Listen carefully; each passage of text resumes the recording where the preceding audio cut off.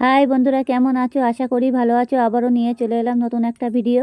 ভালো লাগলে like comment করবেন, আর সব বন্ধুদের কাছে ভিডিওটা পুরোপুরি শেয়ার করে দেবেন। আর পুরোপুরি ভিডিওটা দেখবেন, টেনে টেনে দেখবেন না, তাহলে কিছুই বুঝতে পারবেন না।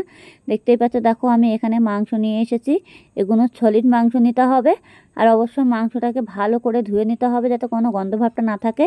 আর এই দেখো, এখানে আমি ময়দা নিয়ে নিয়েছি।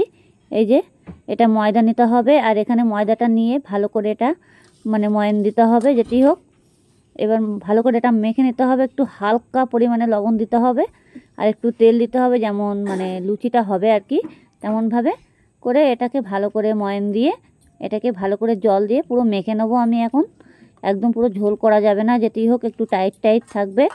আর ডোটা যাতে বড় বড় হয়, একটু মিডিয়াম, বেশি বড় রাখা যাবে না, আবার বেশি ছোট করা যাবে না। যেমন আটার দোলার থেকে একটু দোলাটা একটু বড় হবে, হালকা মতো আর কি। দেখতেই পাচ্ছ আমার দোলাটা পুরো কাটা হয়ে গেছে। এই দেখো, কড়াইতে আমি তেল দিয়ে দিয়েছি অলরেডি। এখন কড়াইয়ের মধ্যে তেল দিয়ে দিয়েছি, আর এবার ভালো করে এটাকে আমি এখন ভেজে নেব। মাংসটাকে আমি আগে করে নিয়েছি, মিক্সচার করে নিয়েছি যেটি হোক। এবার তেলটা ভালো করে গরম করে নেবো আমি। মাংসের মধ্যে যেরকম মশলা দেওয়ার মতন সেরকমভাবে আমি মশলাটা মিক্সচারে করে নিয়েছি। এই যে এবার এটা আমি পুরো তেলের ওপরে দেবো। এর মধ্যে পেঁয়াজ আছে, আদা আছে, একটু লঙ্কা আছে, যেরকম মাংসতে মশলা দেওয়া হয় সেরকমভাবেই দিয়েছি। এবার জিরের গুঁড়োটাও অল্প করে দিয়ে দেবো। এবার মশলাটা ভালো করে আমি ভেজে নিতে হবে। নিয়ে এবার আমি মশলার ভিতরে এটাকে আমি লবণ, হলুদ, জিরের গুঁড়ো পুরোটা দিয়ে দেবো। এখন যেটি হোক মশলাটা একটু ভেজে নিতে হবে, পুরো ভাজা ভাজা করে ফেলতে হবে যাতে কাঁচা গন্ধ ভাবটা না আসে। এই যে এরকমভাবে পুরো ভেজে লাল লাল করে ফেলতে হবে। যতক্ষণে লাল না হবে ততক্ষণে মাংস ডোটা আমি দিতে পারছি না। যেটি হোক আমার এই আদাটা গোটা পড়ে গেছে, তার জন্য আমি আদাটা তুলে নিচ্ছি। এতে হোক আমার মিক্সারের বাটিটা একটু প্লেটটা সমস্যা আছে, তো তার জন্য আমার আদাটা গোটা গোটা হয়ে গেছে। যাই হোক, এই গোটা আদা থাকলে হবে না, না হলে বেলার সময় সমস্যা হয়ে যাবে। যাই হোক, এটাকে আমার এখন অলরেডি দেখতেই পাচ্ছ ভাজা ভাজা হয়েও গেছে। এবার লঙ্কার গুঁড়ো, জিরের গুঁড়ো, হলুদ গুঁড়ো, এবার আমি এগুলো দিয়ে দেব পুরোটাই। এবার যেটুকু যেটুকু লাগবে সেইভাবে দিতে হবে, যাতে পুড়ে না যায়। আবার হলুদটার জন্য সেইভাবে দেবে। এবার আমি লবণটা দিয়ে দিচ্ছি। লবণটা হাতে রেখে দেবে যাতে ময়দার ভিতরে পুরোপুরি হয়ে যায়, যাতে আবার কম না হয় আবার বেশি না হয়। বেশি হয়ে গেলে তো পুড়ে যাবে, খাওয়া যাবে না। যেটি হোক, এটাকে আমি ভালো করে ভেজে নিয়েছি। দেখো একদম পুরো লাল লাল হয়ে গেছে ভাজাটা, আর কত সুন্দর কালার চলে এসেছে। এরকমভাবে ভেজে নিতে হবে। এবার আমি মাংসটা যে আমি ছোটো ছোটো টুকরো টুকরো ছিল সেটা আমি মিক্সচারে ভালো করে বেটে নিয়েছি, ঘষে নিয়েছি। এটা একদম পুরো মিহি হয়ে যাবে, মিক্সচারে করে নিয়েছি। নিয়ে এটাকে আমি এখন এটার ভিতরে দিয়ে দেবো। যেটি হোক এটাকে ভালো করে হালকাভাবে আরেকটুভাবে ভেজে ভেজে নিচ্ছি। এই দেখো মাংসটা আমি এখন একটা প্লেটের মধ্যে তুলে নিয়েছি। এই দেখো একদম দেখতেই বুঝতেই পারবা যেটা একদম পুরো মাংস, কিন্তু মাংসটার কালারটা কত সুন্দর চলে এসেছে, একদম পুরো মিহি হয়ে গেছে মাংসটা। আমি পুরো মিক্সচারে করে নিয়েছি, বেটে নিয়েছি। এবার এটাকে ভালো করে ভাজতে হবে। অলরেডি দেখতেই পাচ্ছেন পুরো ঝুরো ঝুরো হয়ে গেছে, আর এটার মধ্যে কোনো দানা ভাব নেই আর কি। হাত দিয়ে চাইলেও একদম পুরো হয়ে যাবে, বেললে পুরো ময়দার মতো হয়ে যাবে। এটা পুরো ভাজা হয়ে গেছে আমার অলরেডি। এই দেখো একদম এত টেস্টি হবে খেতে, না করলে বুঝতেই পারবে না। আর বাচ্চাদের তো মুখরুচি খাবার এইসব খাবার, আর বাইরে খেতে গেলে প্রচুর টাকা দাম এমনিতে এগুলো মাংসের পরোটা।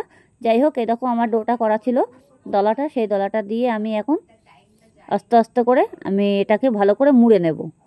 ভালো করে মুড়ে নিতে হবে, আবার যাতে ফেটে বেরিয়ে না যায় সেরকমভাবে দেখতে হবে, একটু খেয়াল রাখতে হবে যাতে আস্তে আস্তে করে ডোটা ভালো করে মুড়িয়ে নিয়ে একটা পাক দিয়ে দেবো আমি। এরকম এক এক করে পুরো দোলাটাই আমি মুড়িয়ে মুড়িয়ে নেবো। এই দেখো আমার ডোটা হয়ে গেছে অলরেডি। এবার আমি হালকা হালকা করে একটু চ্যাপটা চ্যাপটা করে নেব। এই যে এবার চ্যাপটা চ্যাপটা করে নিয়ে আমি যেটি হোক তেল দিয়ে বেলবো না, হালকা হালকা একটু গুঁড়ো দেবো, ময়দা দিয়ে একটু হালকা করে বেলে নেবো। তেল দিলে কী হবে, এটা একটু ছাড়িয়ে ছাড়িয়ে যাবে, যেটি হোক তেল দেবো না। এবার দেখো কত সুন্দর সুন্দর হয়ে গেছে। একটু চ্যাপটা চ্যাপটা করে নিতে হবে যাতে এই মাংসগুলো যাতে ভিতরে পুরোটা ছড়িয়ে যায়। এইভাবে আমি পুরো দোলাগুলো এক এক করে পুরো দোলাগুলো আমি করে নেব। পুরোটা করে নিতে হবে, যেটি হোক পুরোটা না হয়ে গেলে এখন হবে না। আবারও আমি হালকা করে একটু বেলে নেব। এটা বেলে নিয়ে আমি আবার মাংসগুলো পুরোটাই দিয়ে দেবো। এই দেখো আমি বেলে বেলে নিচ্ছি, দেখতেই পাচ্ছ। এই যে এরকমভাবে বেলে নিতে হবে একটু। এই যে বেশি বড় করা যাবে না, আবার বড় করলে তখন এটা কি হবে, ডোটাকে নেওয়া যাবে না। আমি এবার তুলে নিলাম, নিয়ে এবার এর ভিতরে আমি মাংসটা আবারও দিয়ে দিচ্ছি। দেখে নাও, তোমরা এভাবে করে নেবে। আর ঘরে বসে এই রেসিপিটা একবার করে দেখো, খেতে যে এত স্বাদ সে বলার মতো না, মানে খুবই স্বাদ, অসাধারণ। আপনার একবার খেলে বারবার খেতে ইচ্ছা করবে এই মাংসের পরোটা, না করলে বুঝতে পারবে না। যাই হোক, দেখো আমার অলরেডি আবারও আমি করে নিচ্ছি। এরকম ভাঁজ করে করে নিতে হবে, এরকমভাবে ভাঁজ করে করে নিলে তাহলে মুখটা মোড়া যাবে। আর দেখতেই পাচ্ছ যে আমরা অনেক সময় অনেকে আছে না যে মেশিনের মধ্যে করে নেয়, কিন্তু মেশিনের ব্যাপারটা আলাদা আর হাতে করার ব্যাপারটা পুরোটাই আলাদা। দেখতেই পাচ্ছ, আর হাতে করে খাওয়ার জিনিসটা পুরোটাই আলাদা। এই যে এবার আমি এটাকে ভালো করে মুড়িয়ে নিলাম। এবার মুড়িয়ে নিলে আমি আবারও চ্যাপটা করে নেব এরকমভাবে। এই চ্যাপটা করে নিয়ে নিয়ে আমি পুরো দোলাগুলো পুরো কমপ্লিট করে নিয়েছি আর কি। দেখতেই পাচ্ছ, এই দেখো পুরো দোলাগুলো পুরোপুরি কমপ্লিট করে নিয়েছি। আরও দলাগুলো আমার অলরেডি থালার মধ্যে হয়ে গেছে কমপ্লিট করা। হালকা হালকা একটু গুঁড়ো দিতে হবে, এবার দিয়ে এরকম দলাগুলো পুরো কমপ্লিট করা হয়ে গেছে। দেখতেই পাচ্ছ, হালকা করে একটু গুঁড়ো দিতে হবে, দিয়ে এবার বেলা শুরু করে দেবো আমি। এবার দেখো বেললে পরে পুরো মাংসটা চারি জায়গায় ছড়িয়ে যাবে, যাতে এক জায়গায় থাকে না। এক জায়গায় থাকলে তখন ভাজতে অসুবিধা হবে, ফেটে যাবে। এই দেখো আমি বেলে নিয়েছি। এই যে দেখেছো মাংসগুলো কত সুন্দর চারি সাইডে সাইডে ছড়িয়ে গেছে আর ফুটে ফুটে উঠেছে। দেখতেই পাচ্ছ, এগুলো কিন্তু বেরোবে না, যেতেই হোক এগুলো বেরোবে না, আর বেরোনোর কোনো কায়দাই নেই। দেখো এ দেখো ভাজলে পরে আর এত টেস্টি হবে খেতে, না খেলে বুঝতেই পারবে না। যাই হোক, আমি পুরোপুরি আবারও বেলে নেব। এই যে এক এক করে পরোটাগুলো সব পুরোটাই বেলে নিলাম, মাংসের পরোটা। এবার আমি তাড়াতাড়ি করে তাওয়া বসিয়ে দেবো। তাওয়াতে হালকাভাবে তেল দেবো, বেশি ভটভটা তেল দেবো না। এবার তেল দেওয়া যাবে না বেশি ভটভটা করে, তেল দিলে তো এমনিতেই মাংস, তার মধ্যে অনেক সময় তেলটা আবার যদি বেশি হয়ে যায়, অল্প অল্প করে তেল দিতে হবে, হালকা করে দিয়ে ভালো করে পরোটা যেমন ভাজে তেমনভাবে ভেজে নিতে হবে। আমার তাওয়াটা অলরেডি গরম হয়ে গেছে, দেখতেই পাচ্ছ। এবার আমি মাংসের পরোটাটা পুরো দিয়ে দিচ্ছি। এবার দেখে নাও কীভাবে আমি করছি, সেইভাবে আপনারা করবে, চেষ্টা করুন, অতি অবশ্যই পেরে যাবে। একটা সহজ উপায়, একদম পুরোপুরি সহজ উপায়। আর বাইরের খাওয়ার থেকে ঘরে বসে খাওয়া খুবই উপকারী। দেখতেই পাচ্ছ আমার পরোটাটা এক পিঠ অলরেডি ভাজা ভাজা হয়ে গেছে। আর মানে যখন দেখবে যে একদম তেলটা কম হয়ে গেছে, একটু পরে দিতে পারো, কোনো অসুবিধা নেই, কিন্তু বেশি ভটভুটো তেল দিয়ে ভাজবে না।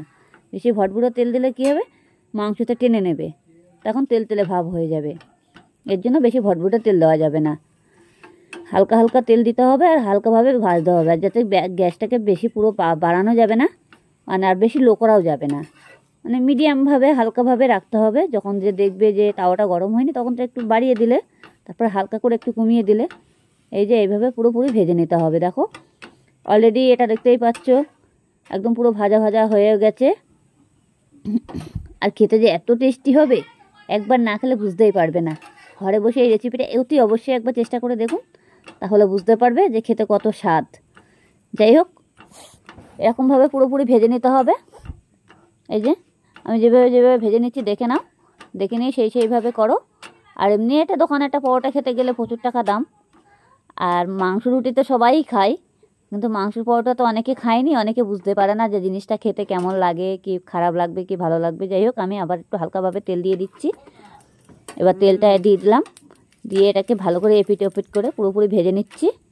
এই যে দেখো আমার যখন পরোটাগুলো পুরোপুরি ভাজা হয়ে যাবে, কালারটা এত সুন্দর চলে আসবে, না দেখলে বুঝতেই পারবে না। যাই হোক, এই যে খুবই সুন্দর কালার চলে আসবে। এটা কিন্তু হালকা তেলটা কম হয়ে গেছে, কিন্তু আগেরগুলো পুরোপুরি তেল হয়ে যায় ঠিকঠাক, যে তেলটা এবার আমি বেশি দিইনি। এবার দেখো কালারটা কত সুন্দর চলে এসছে। এবার বাকি পরোটাগুলো আমার সব ভাজা হয়ে গেছে, আমি থালার মধ্যে তুলে নিয়েছি। এবার দেখো এই হটপটের মধ্যে রাখতে হবে পরোটাগুলো পুরোপুরি। এই যে এবার থালা থেকে বার করে নিয়েছি, দেখো কত সুন্দর। ভালো লাগলে লাইক কমেন্ট করবেন, আর সব বন্ধুদের কাছে ভিডিওটা পুরোপুরি শেয়ার করে দেবেন।